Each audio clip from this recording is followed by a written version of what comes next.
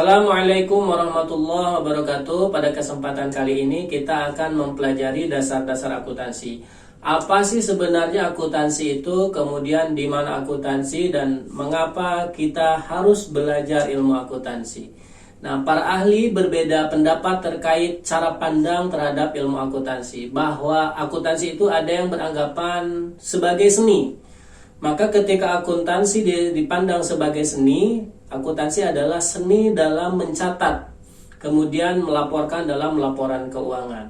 Nah, kita tahu bahwa seniman akan semakin mahir dalam karyanya ketika terus-menerus mempraktekkannya. Karena di situ ada pengalaman, maka seorang akuntan akan mahir dalam ilmu akuntansi ketika mempraktekkan seluruh ilmunya kemudian dalam pencatatan sehingga tersaji dalam laporan keuangan. Ada juga yang berpendapat bahwa akuntansi itu adalah sebuah sains, sebuah ilmu pengetahuan sama dengan ilmu ekonomi, kemudian ilmu politik, hukum, dan sebagainya. Ada juga yang berpendapat bahwa akuntansi itu adalah sebuah teknologi. Nah, kalau akuntansi dipandang sebagai teknologi, maka akuntansi adalah perekayasaan laporan keuangan, di mana transaksi-transaksi keuangan direkayasa sedemikian rupa sehingga menjadi sebuah laporan keuangan. Kemudian ada juga yang menyatakan bahwa akuntansi itu hanya sebatas aktivitas jasa yang fungsinya menyediakan laporan keuangan. Lalu kita coba bahas terkait dengan definisi akuntansi dipandang dari sisi konseptual. Bahwa akuntansi dipandang dari sisi konseptual adalah proses pengidentifikasian, kemudian pengukuran dan pencatatan peristiwa keuangan secara sistematis untuk menyajikan informasi keuangan yang bermanfaat bagi pihak-pihak berkepentingan sebagai dasar dalam pengambilan keputusan. Di sini ada beberapa yang saya garis bawahi. Yang pertama, proses pengidentifikasian peristiwa keuangan. Nah, ini peristiwa keuangan akan menjawab di mana sih sebenarnya ilmu akuntansi. Kemudian peristiwa keuangan ini diolah secara sistematis menjadi sebuah informasi keuangan yang akan berguna bagi orang-orang yang berkepentingan.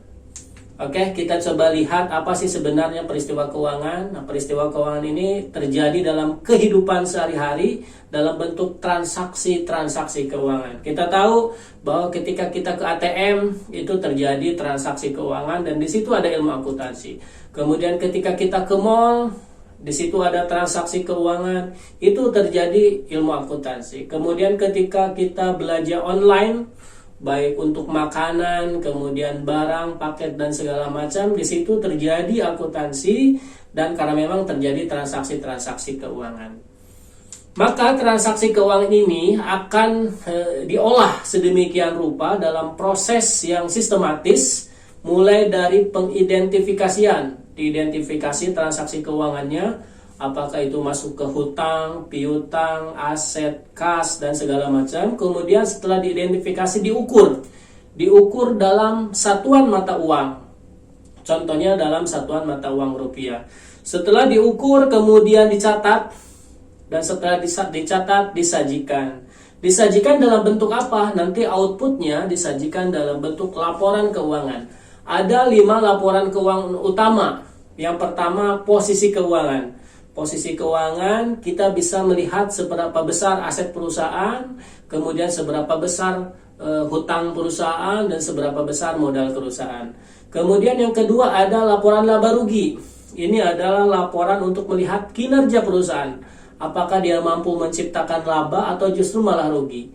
Selanjutnya ada juga perubahan modal. Kalau dari perubahan modal kita bisa melihat modal awalnya berapa, kemudian setelah berjalannya usaha, apakah modalnya bertambah atau justru berkurang. Kemudian ada juga laporan arus kas. Ini untuk melihat seberapa besar cash flow-nya. Apakah kas itu digunakan untuk aktivitas operasi, kemudian pendanaan, kemudian investasi. Dan yang terakhir ada catatan atas laporan keuangan. Ini hanya sebatas catatan-catatan dari informasi keuangan yang telah disebutkan tadi, mulai dari posisi keuangan, laba rugi, perubahan modal, dan arus kas. Nah, siapa saja pihak-pihak yang berkepentingan terhadap laporan keuangan? Nah, siapapun Anda pasti akan berkepentingan. Misalkan saya kasih contoh di sini adalah Anda seorang investor yang ingin menginvestasikan dana Anda kepada perusahaan-perusahaan, maka Anda pasti akan berkepentingan terhadap laporan keuangan karena Anda harus menilai tingkat risiko dan tingkat pengembalian. Jangan sampai uang yang Anda investasikan salah terhadap perusahaan, gitu ya. Justru yang tadinya kita ingin mendapat return yang cukup banyak, yang menguntungkan, justru malah rugi. Maka investor berkepentingan terhadap laporan keuangan untuk mengukur kinerja perusahaan yang akan kita investasikan. Kemudian ada juga supplier. Nah, supplier ini tentunya ketika Anda menjadi seorang entrepreneur, membuat produk dan produk Anda jual, dan tentunya tidak semua produk dijual secara tunai ya. Untuk meningkatkan penjualan, maka ada sebagian dari barang yang kita buat itu dijual dalam bentuk kredit. Orang akan berutang ke kita. Maka supplier ini berkepentingan terhadap laporan keuangan konsumen-konsumennya untuk mengukur apakah konsumen yang telah kita berikan, barang-barang yang telah kita berikan kepada mereka mampu dikembalikan, mampu membayar hutangnya. Maka supplier sangat berkepentingan terhadap laporan keuangan pelanggan-pelanggannya. Selanjutnya seorang bankir. Bankir sangat berkepentingan terhadap laporan keuangan karena jangan sampai bank menyalurkan pembiayaannya atau kreditnya kepada nasabah-nasabah yang salah, nasabah-nasabah yang tidak mampu membayar hutangnya. Maka bankir akan sangat berkepentingan terhadap laporan keuangan. Begitupun Anda ketika ingin berusaha dan membutuhkan modal untuk menunjukkan kinerja Anda bagus, maka Anda harus menyediakan laporan keuangan dan itu diberikan kepada bank. Apakah nanti sama bank dianalisa apakah kita layak untuk mendapatkan kredit atau pembiayaan dari bank. Gitu ya.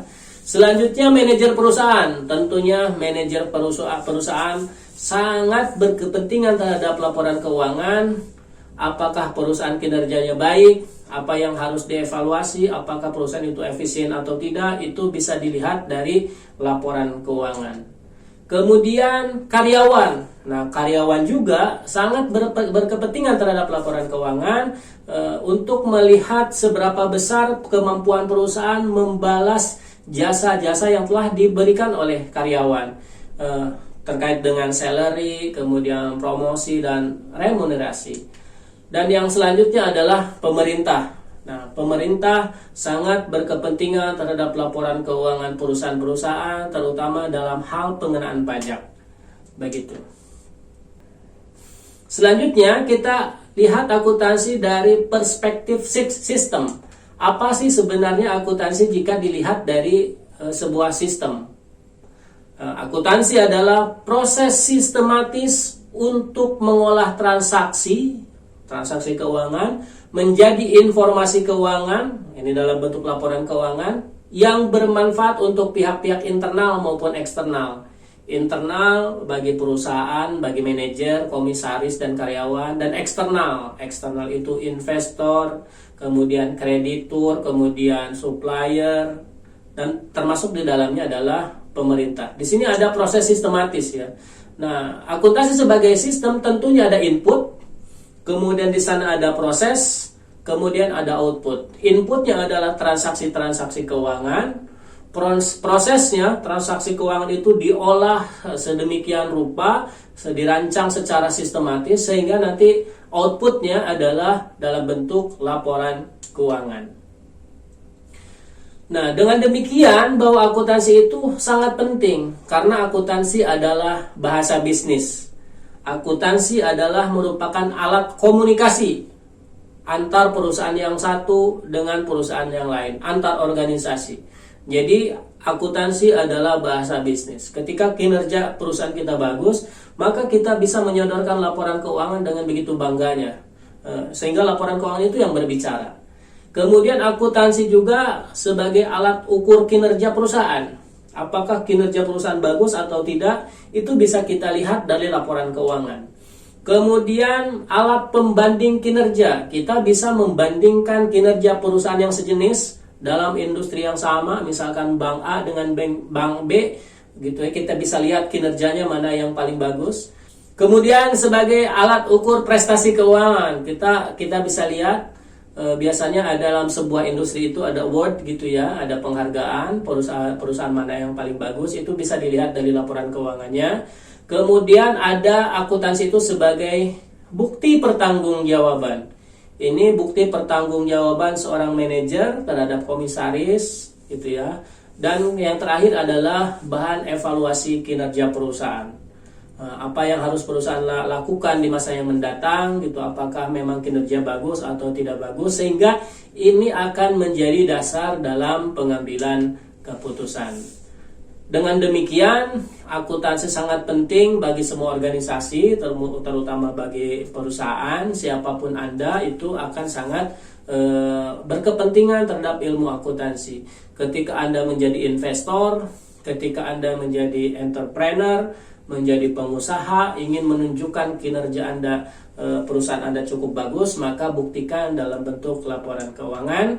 Sekian pembahasan kali ini, mudah-mudahan bermanfaat. Kita akan lanjut dalam video-video berikutnya terkait dengan dasar-dasar akuntansi. Assalamualaikum warahmatullahi wabarakatuh.